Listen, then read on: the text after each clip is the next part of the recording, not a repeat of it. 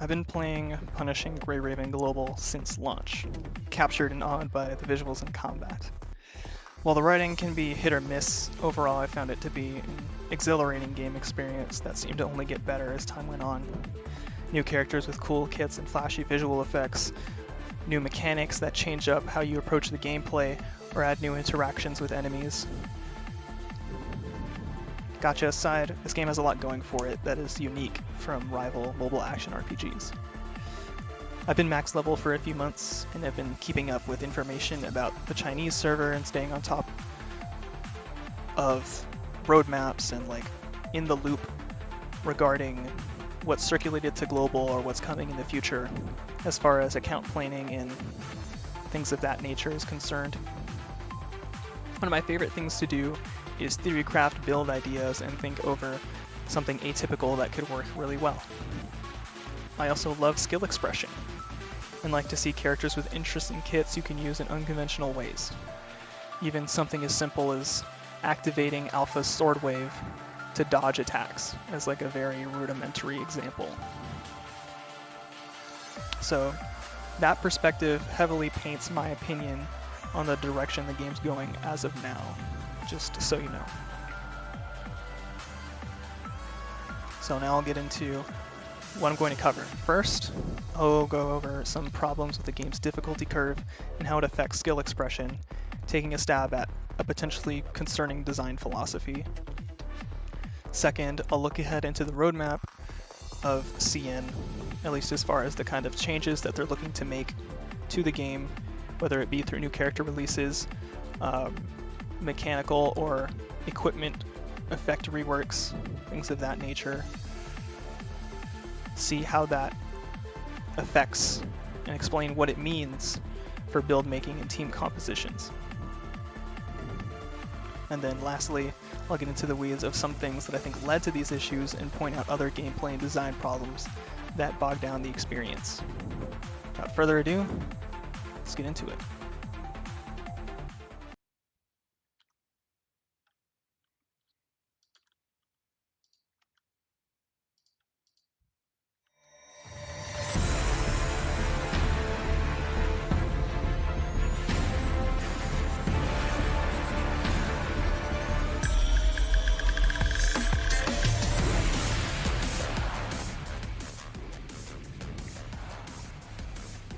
How many of you remember the old days of the game? Back when Physical Warzone used to be the theme park map. The days of running 5-star memory sets, multiple attackers, needing to get good at orb management and positioning to repeatedly trigger core passive against a bunch of enemies, or standing behind the boss so that its attacks don't interrupt you.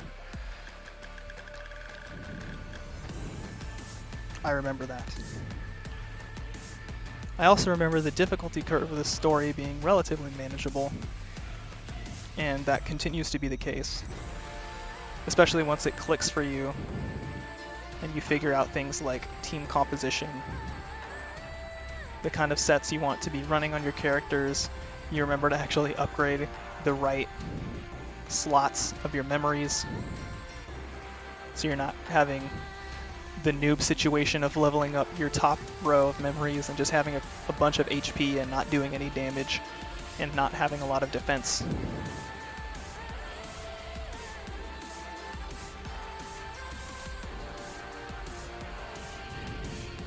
I also want to point out that with things like Hero and Legend Warzone, Ultimate Pain Cage, and particularly Norman Revival Plan, we're seeing a shift in the difficulty design, and it could be considered artificial, and I personally consider it to be artificial difficulty. What do I mean by that? Well, it's no secret that in order to combat the power creep of new character releases, which I don't think Kuro is willing to reconsider, most enemies become tankier, they do more damage, or they have some sort of obnoxious feature like persistent super armor, or high damage resistance, or higher aggression, or ignoring matrix, or reducing your defense or your healing, which are just like additional challenges that, like, most of those are name dropped in Babel, and you can choose to add them to make it more difficult, which is the whole gimmick of that game mode. But like when you look under the enemy's health bar and you see all those like buffs, a lot of those things appear outside of like specifically being warned that that is the case, which like it's whatever, but it is something that I notice, and it seems that the design of the difficulty and of enemies is more hinging on those features rather than having an actual compelling enemy design or difficult moveset. And you can see this comparison very clearly in the boss design for the most part versus just like normal enemies. Like explorers are rangers. They have no reason to be so tanky or to, I guess, not be staggered by anything. And yet 9 times out of 10, whenever you see an explorer in a difficult game mode, it's almost always tanky and impossible to stagger. You compare that to the bosses, and you can see like the very obvious Souls inspiration. That's very evident in more recent, like the hype bosses, starting I think primarily with Lamia, but it's also kind of the case in Hetero Hive Mother, where they just kind of drop you in the fight, and even though it's not like the boss doesn't hit like a truck or anything, there's still a lot of learning that needs to go into it so that you can flawless the fight, for example, or even just beat it without needing to res. So obviously they have that ability to make compelling enemies, even though sometimes those have questionable design decisions as well, but I'll save that for later.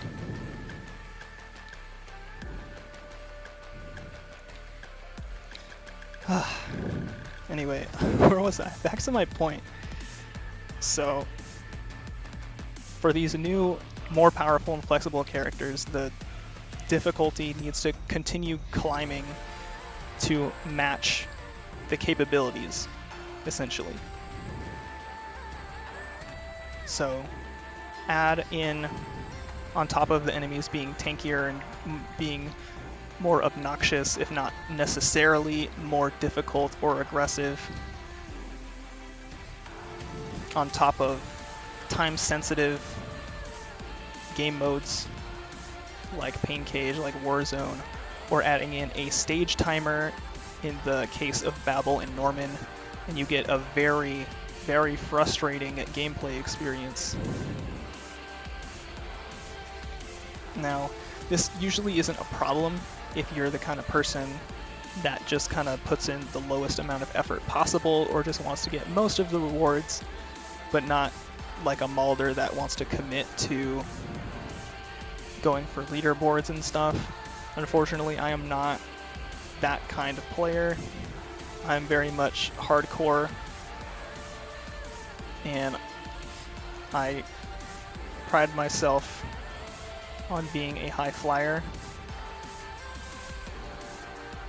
So I am like always trying to go for like top 5% ultimate Pain Cage, and I hover around hero rank in Warzone, and I've been promoted to legend a handful of times.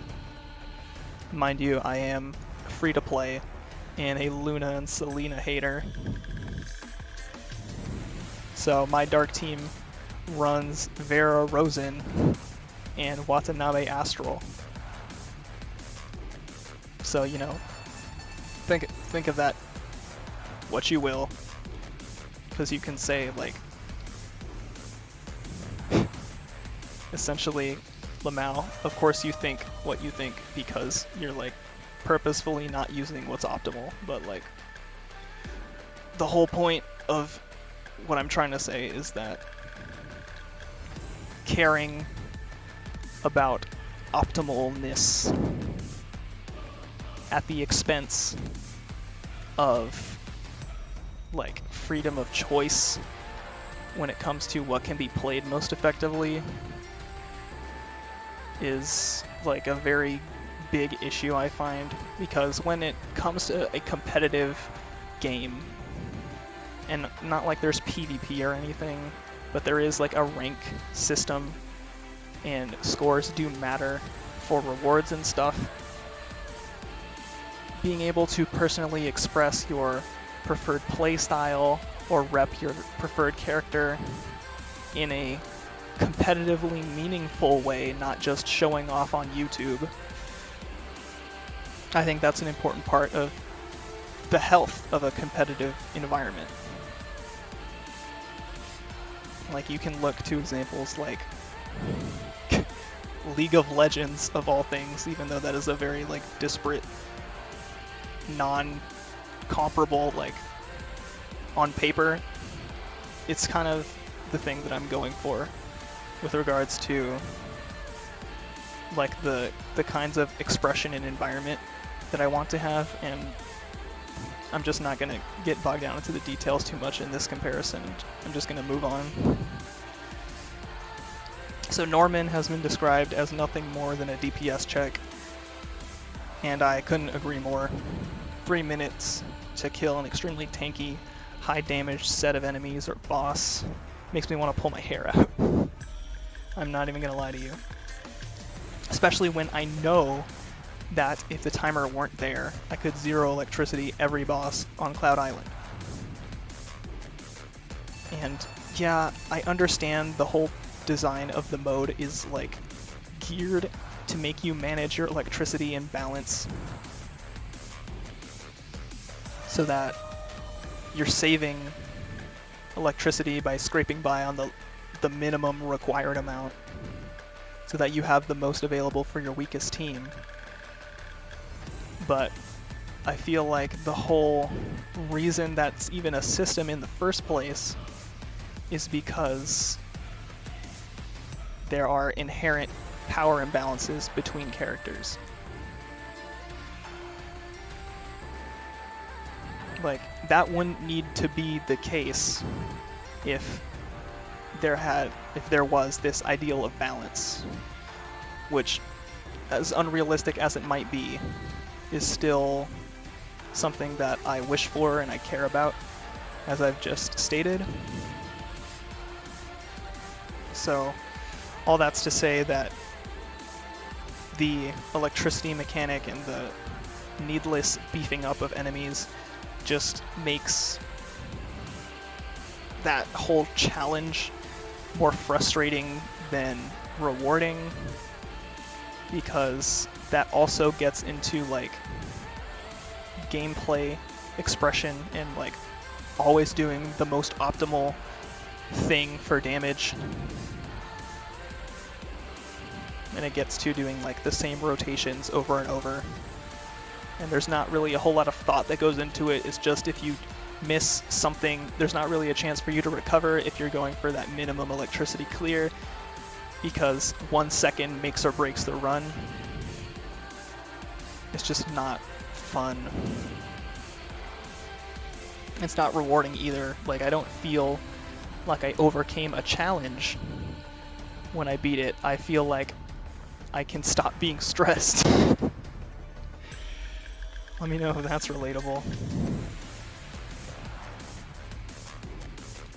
So, as is already the case, but the future will continue to prove, is that the characters you have make or break your ability to complete high difficulty challenges,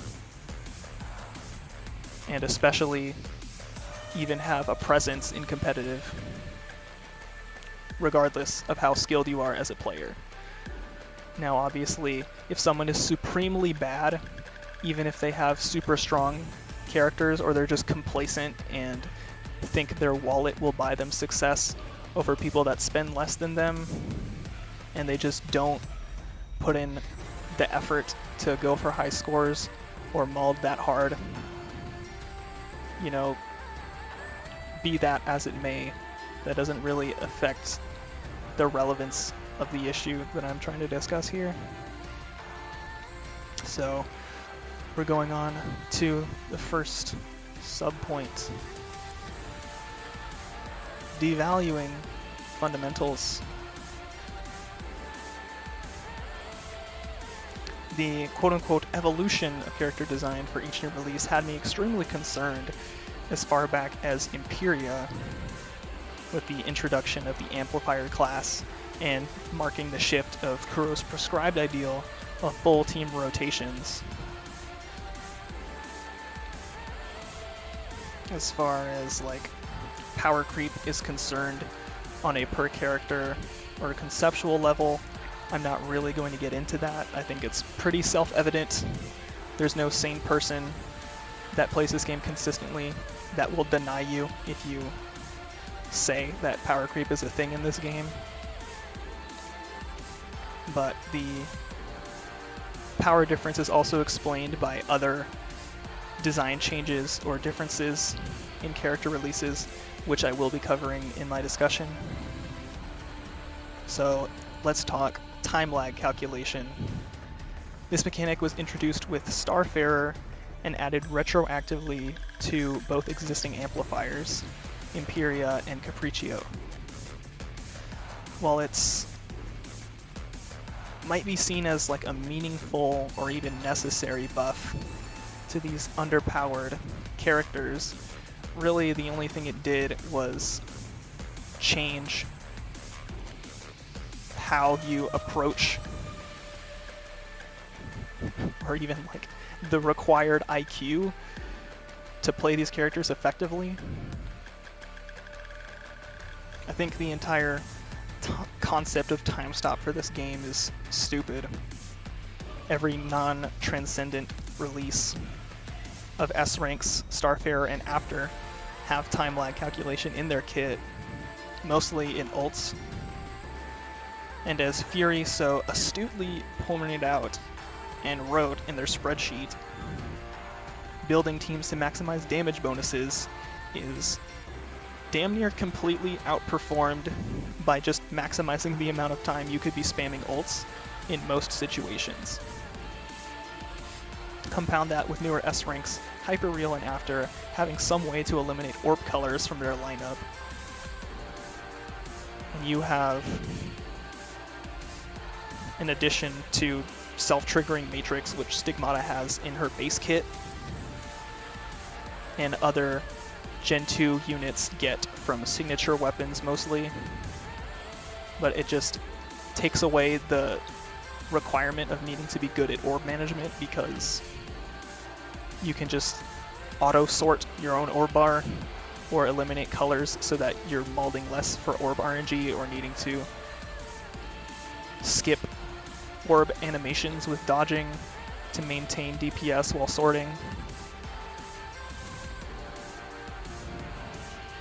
So compound all that with a kit of the new character tailored to one-dimensional flowchart gameplay.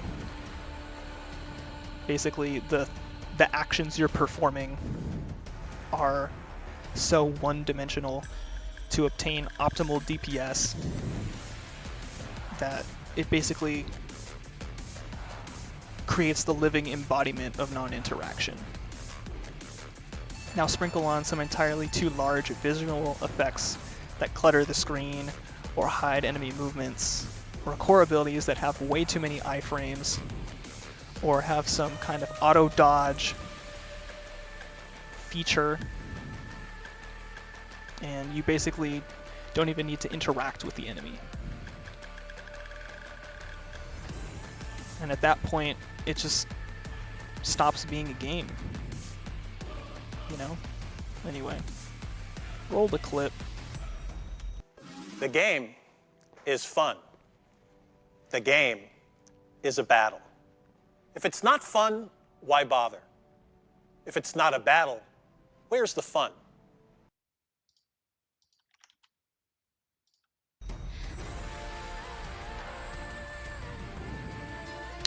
It used to be that ults were a meaningful trade-off of time or damage that serve the purpose of being a decent option when you want to save orbs.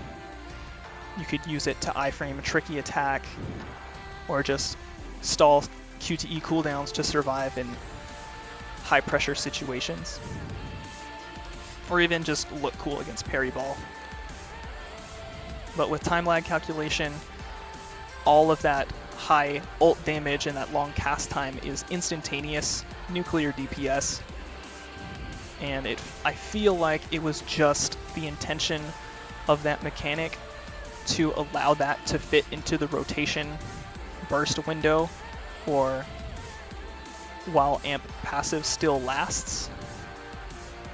And this is something that'll become a bit more apparent as I look forward into my next point. But it's just not really a trade-off anymore. It's just the thing that you do.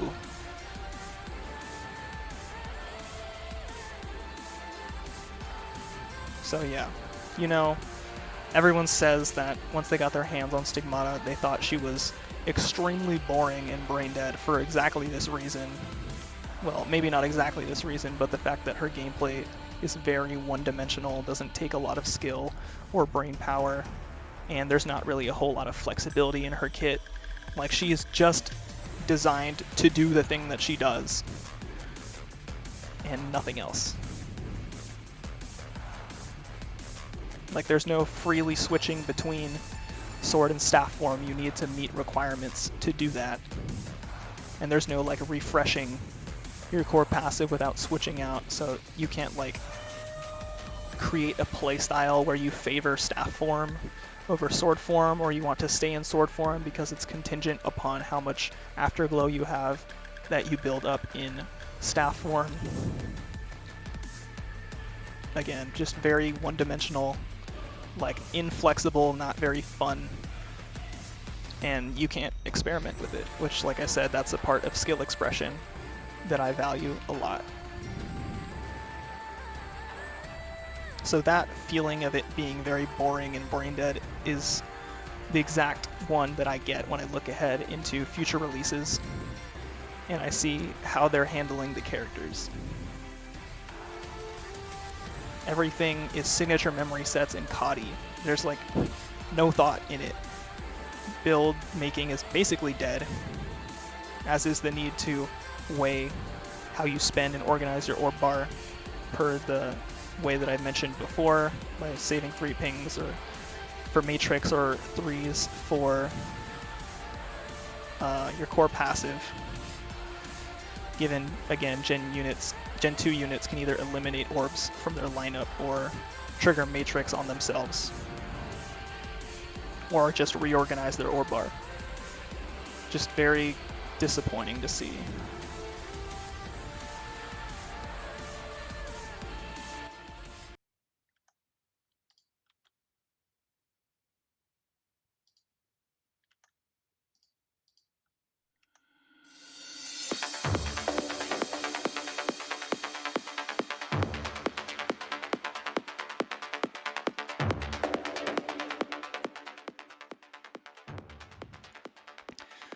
So I've been talking a lot about new units. Let's get on to the direction of CN and the kinds of changes Kuro is making. The things I'm going to discuss for the newest S ranks will not include the fact that reading the entire Bible would take less time than reading their core passives. Rather, I want to focus on the general design of their kits, the impact of weapon harmonization, and being glued to signature memory sets. As far as general kit is concerned, every new unit is a DPS, power creeping others to the point of demoting both other units of the team like Watanabe does, or just the attacker of the team like Ayla does. While they all maintain their role's characteristics, like resistant shred or buffing and healing, that's more or less just tacked on to their insane damage numbers and nuke ults with time stop. As far as I can tell, Ayla's real-time DPS is slower than Plume's, but it doesn't matter because, again, time stop, instantaneous nuke, doesn't matter. In addition, factoring in the Kadi meta and how often you're going to be stopping time, particularly in modes like Warzone, where the object is to just obliterate waves as fast as possible, you're going to be spending a lot of time in those runs, like upwards of 3 minutes. And that's really bad. Like, gone are the days where you could just boot up the game and squeeze in a few runs at an opportune moment. Particularly if you want to maul for scores and are restarting constantly. So it just makes playing the game much more monotonous as well, since again, you're doing the same rotations and seeing the same animations over and over.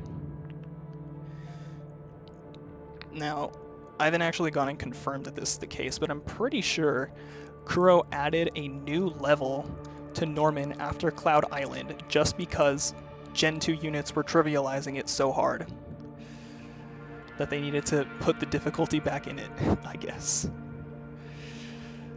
Insane. But what I wanted to say was one of my less hardcore friends quit because of unit diff.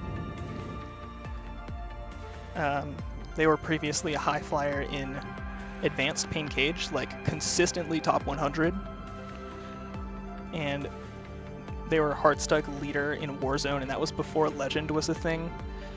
As of today, they quit 5 months ago, and because they didn't have any S ranks newer than Roland. So really, there was just no way to keep up with competitive at that point.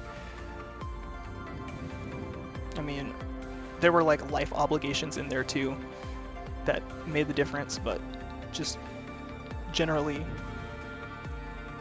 it seemed that that was the point. At least in the past, pre-amps, like highly invested A ranks could compete with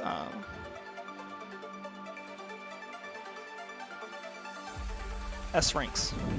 I was trying to think of the next thing I wanted to say while saying that, my bad. So think Astral, Peril Fire, Dawn, Rosen 21. Like actually usable outside of their use case of being just like a temporary stand-in. Like, my friend got into Hero on multiple occasions with their Dark team, which had Luna, Rosen, and 21. They just didn't have Capriccio, as I said, no S ranks on their account newer than Roland. But it shows you that it can be done.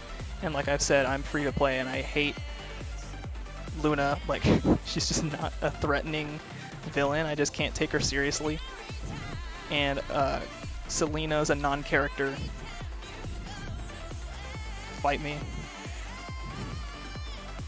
But staying competitive, again, it means you don't miss any S ranks.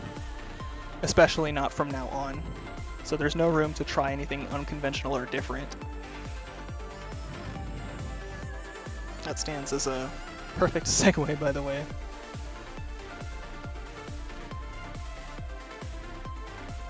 Devaluing differentiation.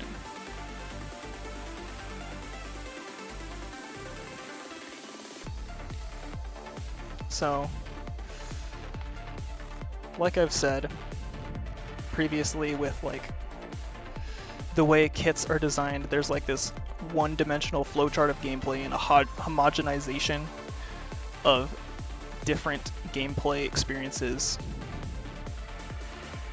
into just this kind of amorphous sort of switch gear in your brain and play the other characters. No real thought in it, really.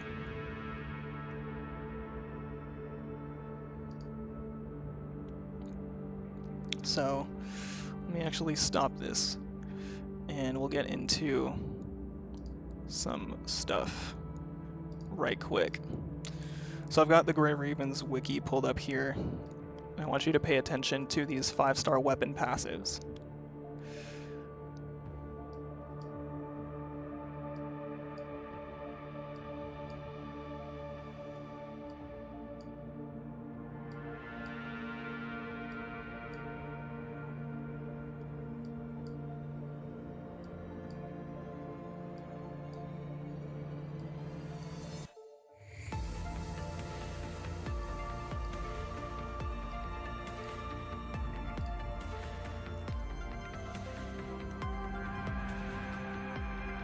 So what did you notice there?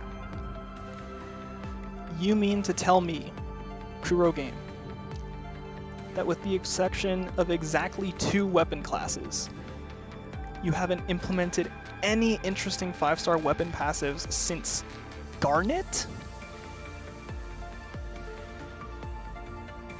And some of these even have crit stats on them, despite the character that they're for being pure element, where I guess the only one that gets a pass is Watanabe, because he actually deals physical damage at some points. Like, you know what I'm saying, like, I guess it's just for, like, to meet BP standards, but again, that crit stat is actually useless, so... I mean, that's just like my speculation on why they put it there, but I don't really see... It serves no functional purpose, is what I'm trying to say.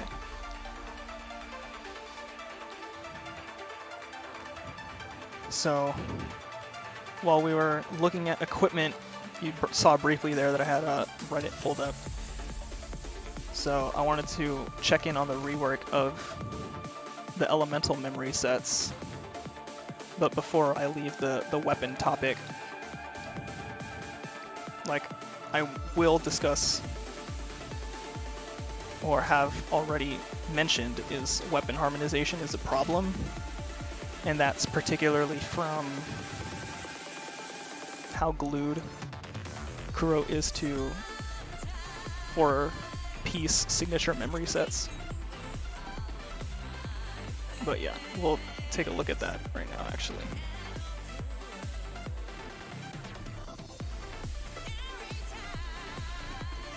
So this might be hard to see, but I'll provide a link to this post in the description of this video so you can look through. And this isn't up to date. This has been updated since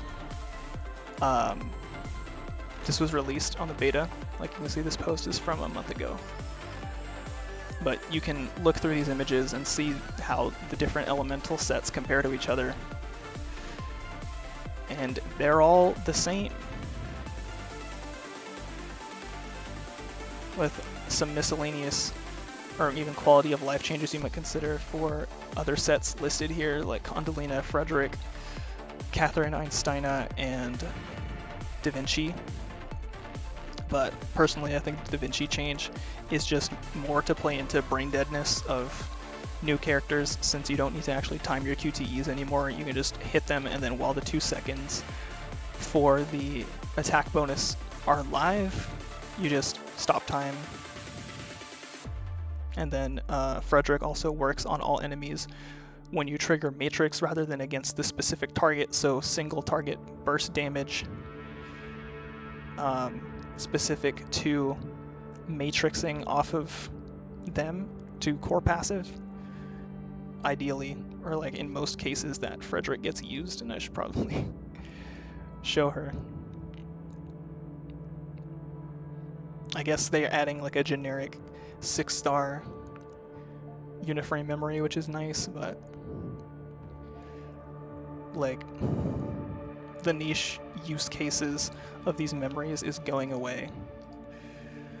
And even Shakespeare specifically got nerfed, with its resistant shred max going from 24 to 7, I'm pretty sure. But yeah, like each of these sets have like a personality, and they express something unique to that element that they're just blanket deleting. Like, Patton used to be an actual like workable alternative, it was the crit set. You use Patent because there's no other way to increase your crit chance outside of boosting the crit stat. So it's, you know, that's dependent per character and per equipment. Until Luminance added the ability to buff other characters' crit frequency and crit damage, and then that just straight up gets removed as like an actual thing you need to think about once Elisa drops with her signature memory set that adds Luminance's entire leap into the memory set. So it seems like they're even trying to kill the differentiation between different elements, since all of these generic sets are behaving the same, and the only difference between elements is enemies' resistance to them, or stage bonuses benefiting one and not the other. Things of that nature. And they're even trying to do the same with physical damage, since again, Elisa, the intended physical supportive, but is an amp, basically removes crit RNG, and the floating damage, or the damage fluctuation, I should say, of physical just doesn't matter, or at least is very minor, because Rosetta has the highest shred of any character in the game. But, you know, like, it's just sad to see it devolve like this.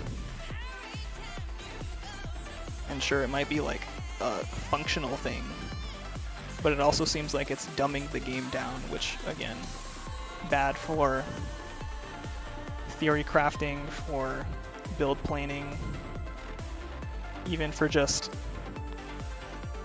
seeing what you can do with mix and match. But yeah. So, I mentioned harmonization earlier, and I'll get back to it. It seems harmonization is just a way to force people to finally stop using 5-star resistant shred sets. And that's fine and good, but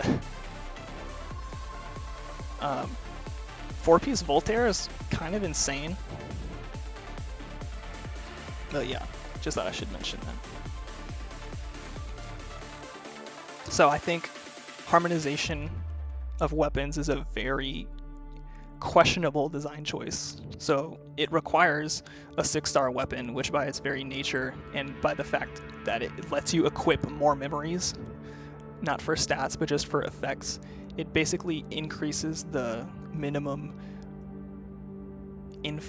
investment required for a character to be functional. And cubes were in a similar position, pets. But at least they give you free tickets for those. Like, target weapon tickets are very sparse. Like, outside of guild battle, I don't really know that there's anywhere you can get them, or like specialized events.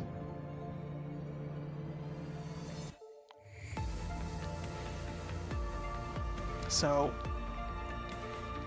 I guess the only quote-unquote real reason that they put this is so that 4-piece Kadi is actually worth a shit outside of SSS 2B.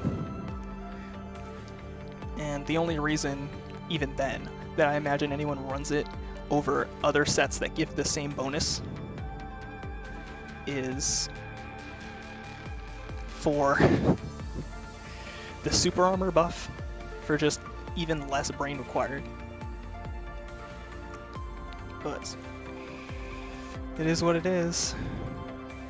Having 2 4-piece sets basically defeats the purpose of starting with 6 memory slots, which is you have to make a sacrifice. You can't have everything. That's literally the principle of build making. And harmonization contradicts that blatantly in concept alone. So while we're talking about memories, we also need to talk about how tied down Kuro is to signature memory sets. Like, seriously, you'd think the concept was holding them at gunpoint with how absolutely they refused to betray the concept.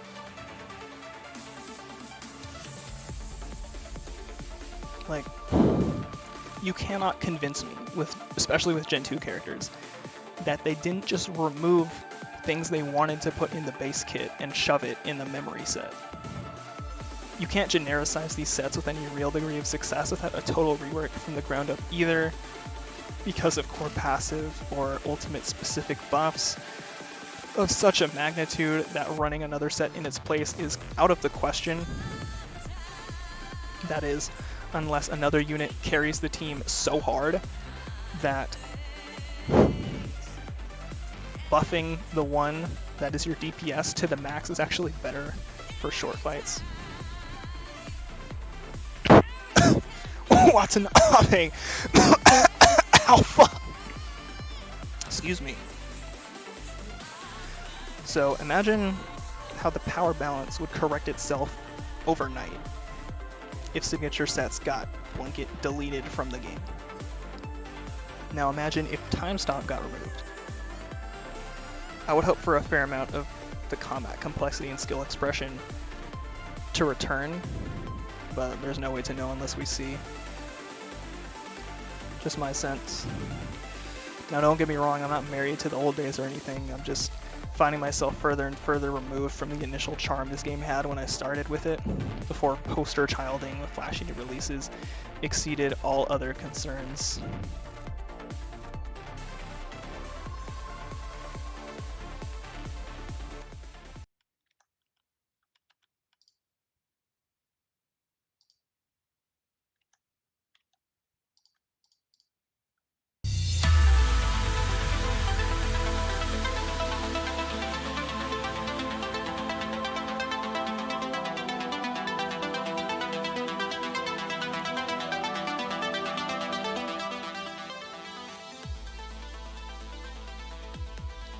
So I'm not alone in feeling that this game has, or is currently falling off, especially when we got leaks of the Chu CN beta with the 10-second long ult animation, but also seeing people point out that it is at this point that they started feeling like attacks don't really make sense, like really walking up a throne and sitting on it kills things, but like, beside the point. Like I said, it does definitely seem like Kuro has fallen into a marketing hole of pushing new and shiny over an actual game. Sure, the story's there with varying levels of writing and proofreading quality, but most likely you didn't start playing this game for the story. Be honest, you saw yourself a vid of someone poning some boss with alpha and said, "That's me, bet." You joined for the gameplay and the flair. Well then, shouldn't Kuro go all in on that? Well, as I've described, the gameplay suffers and the flair is really all that's left, and you know Kuro was cooking when they dropped Haikma, Noen, Bambinata, and Noctis, because those VFX and animations are slick. And it's not like power begets flair or vice versa, as they've proven with those releases that they can make stuff look cool without it breaking the game. Another gripe I have is that the AI also isn't great, and enemy design is sort of all over the place. Most difficulty isn't actually in moveset design, but rather some kind of obnoxious hitbox, health, damage, topped off with high resistance, if not complete immunity to stagger, particularly in Operation Uniframe, which is like the gameplay mode everyone touts as like the most fun or kinetic that this game gets, but like, yeah, nothing feels better when you're engaged in the dance of non-stop attacks before a frame-perfect dodge encounter gives you the opportunity to continue the onslaught. And when it works, but lots of minor enemies, particularly in that mode, stagger too much and don't recover or are just incredibly reluctant to attack you. Versus elite mobs, which are the opposite. They tend to attack in unison and have very long attack animations and persistent hitboxes, then make it difficult to approach, and you have to basically disengage and reposition, which is an aspect of strategy, but it gets really obnoxious to the point where you're just waiting for them to stop so you can finally do something. Particularly if their AI is very focused on during certain moves, or you have like bad RNG, and in that mode, if you're molding for scores, you're fishing for speed attacks so that you can get that execution meter down as fast as possible. And if they're not giving you the RNG that you need, then tough luck. So yeah, it gets pretty moldy.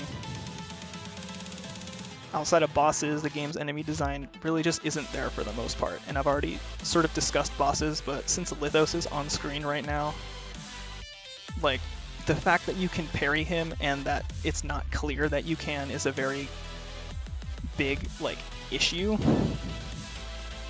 Seems like an oversight. Like, these moves are parryable, but there's no, like, a red flash that's normally indicative of a parryable attack that tells you that this is the case. And, of course, there is some obnoxious hitboxes on top of that as well. And I also wish that they used non-matrixable attacks better, but it is what it is. So last thing, I know this video is already very long, and I want to get things wrapped up as well, so I haven't gotten into the minutia of newer patches, but I saw some promise in the Stigmata patch. I hope Kuro experiments more with their storytelling and playable sequences, cutscenes, and voice dialogue, even though the quality control of those things, like in those patch, the different pre-rendered cutscenes were playing in different languages, which was very jarring. Like, you probably have all the video files on hand, just like play the one that corresponds to the language setting the player has, right? But yeah, while it is restricted by being a mobile game and like the architecture, computing power that comes with that, this game can be very visually impressive. And I feel like PGR is at its best when you're in those heat of the moment playable sequences, even though sometimes the story is just a good read. So I like what they had going on in the Stigmata patch main story. I like how they experimented with the gimmick boss against Chico, and like the perspective changes and using actual like revisiting text boxes as actual dialogue and having voice dialogue and subtitles at the bottom of the screen when you're playing the story. I hope to see more of that in the future, and I haven't been looking into CN for story content because I just don't want to get spoiled, but if you know, you know, I guess. So they had me so hyped up, I can't even lie to you. With the parry mechanic that they introduced, I was like in awe. I mean, it's not like revolutionary or anything, but just like the way it evolved the combat formula. Just, it made me so excited to think like, what else could they do with this? What else could they think up to make this better? So I hope that they go for those new mechanics that evolve the combat, and they try to make some new stuff to spice up the gameplay.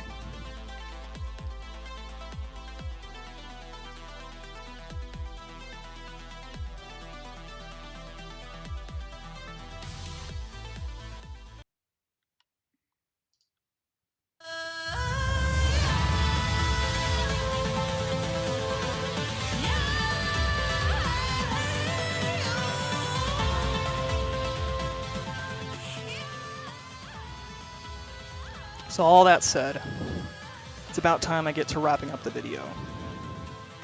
So I know I've been kind of dogging on the game throughout this video, but know that it comes from a place of frustration knowing what this game could be.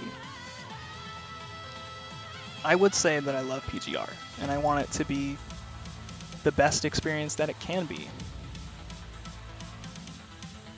So that's where like a lot of my anger at this comes from. Like, I could just stop and not have this stress or like not be caring about how it goes, but because I care about this game and I want to see it succeed, that's primarily why I have all these things to say. So I went through a lot, basically talked myself to death. I went through the difficulty curve, decaying fundamentals, the game's direction, how it hurts skill expression and build making, and some speculation on how things got this way paired with some miscellaneous criticisms. So I'd like to thank you for watching this video. If you agree with my points, enjoy the discussion, or just tune me out and watch the gameplay, I encourage you to leave a like. I don't really plan on posting much, if at all. This is just something I really wanted to say and share. And I know this video is like very ranty.